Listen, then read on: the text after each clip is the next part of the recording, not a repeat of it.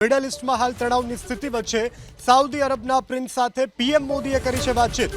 આ મોટી જાણકારી પ્રાપ્ત થઈ રહી છે। હાલ જે પ્રકારે પરિસ્થિતિનું નિર્માણ થયું છે આ પરિસ્થિતિને લઈ અને સાઉદી અરબના ક્રાઉન પ્રિન્સ સાથે વાત મિડલ ઇસ્ટમાં સ્થિતિ અંગે બંને નેતાઓ વચ્ચે ચર્ચા થઈ છે।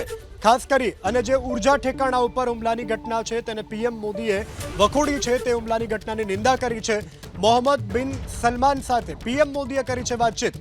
તો જે વૈશ્વિક અસરો છે તે અંગે પણ ચર્ચાઓ કરવામાં આવી છે। આ સાથે દરિયાઈ સુરક્ષાને લઈને પણ બંને નેતાઓ વચ્ચે ચર્ચા થઈ છે। મિડલ ઇસ્ટમાં હાલ તણાવની સ્થિતિ વચ્ચે સાઉદી અરબના પ્રિન્સ સાથે પીએમ મોદીએ કરી છે વાતચીત। આ મોટી જાણકારી પ્રાપ્ત થઈ રહી છે। હાલ જે પ્રકારે પરિસ્થિતિનું નિર્માણ થયું છે આ પરિસ્થિતિને લઈ અને સાઉદી અરબના ક્રાઉન પ્રિન્સ સાથે વાત મિડલ ઇસ્ટમાં સ્થિતિ અંગે બંને નેતાઓ વચ્ચે ચર્ચા થઈ છે। ખાસ કરી અને જે ઉર્જા ઠેકાણા ઉપર હુમલાની ઘટના છે તેને પીએમ મોદીએ વખોડી છે, તે હુમલાની ઘટનાની નિંદા કરી છે। મોહમ્મદ બિન સલમાન સાથે પીએમ મોદીએ કરી છે વાતચીત।